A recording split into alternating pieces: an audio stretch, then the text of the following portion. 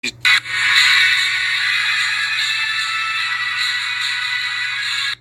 I was a teacher at my old high school, I would tell my students at times, for this exam, I want you to use your textbooks because I want you to learn how to research, find the answer, and understand the concepts. 2024 was the exam, and the answers for 2024's exam were found in the textbook in sections 2016 and 2020. So you can't say you're heartbroken or surprised when you fail an open book test when you refused to open the book in the first place. So let's take a look at the woman he's talking about. He's talking about this woman, Sarah Elizabeth. Christ is King, I love politics. And this video, the heartbreaking moment you realize all your hard work for MAGA was just for Israel. Or this one, I didn't vote for endless foreign wars. So Sarah wants to complain now that she has buyer's remorse when the world told her, hey, this is not a good path to go down.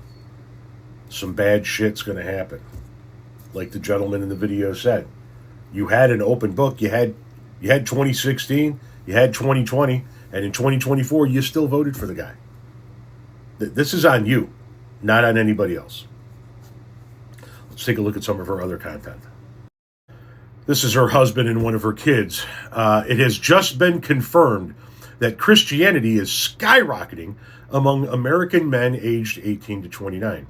From 2024 to 2025, religion's importance has surged, plus 42% among young men. Well, let's take a look at that. Christianity is not necessarily skyrocketing in overall numbers, but rather stabilizing for decades of decline, while potential resurgence among younger generations. While identification as Christian dropped from 78% to 62%, this share has held steady between 60 and 64% since 2019. Significant decline. But you said of a specific age group, so let's look at that age group. Based on recent data, it is not accurate to say that Christianity is skyrocketing nationwide, but there has been a sharp, surprising surge in religiosity among men aged 18 to 29. Once again, in the general context of an overall decline. But that would require you to do research, and we're not expecting you to do that. So what else you got? In this one, you say, who else thinks we need a separation of synagogue and state? I do. I also think that we need a separation of all churches and state, not just the churches you don't like. All churches. In this one, you say, pro-life moms, how are you going to tell your child one day that you unalived their brother or sister? I wouldn't have to tell them that because they never had a brother or sister, because no brother or sister was born. But let me shoot back at you if you don't mind. Dear Christian moms, how are you going to tell your daughters that you voted for a child molester, a pedophile, a rapist? How are you going to justify voting for that man to this little girl?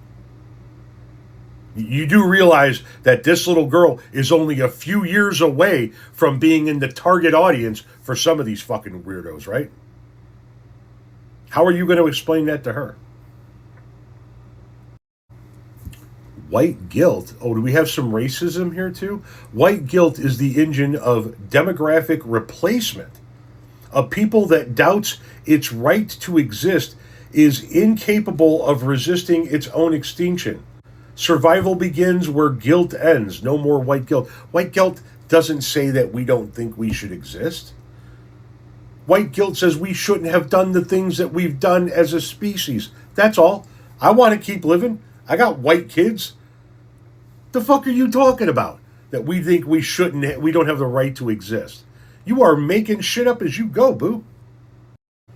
Had my 6th baby to help keep the white race from going extinct. Yeah, you're not intelligent enough to have these conversations. You are a broodmare for the state. Your job, and the only job you serve to the white men that you service, is to just keep cranking out babies. You serve no other purpose to them. And nobody's trying to replace you. Nobody. But keep living then that much paranoia. Must be really healthy.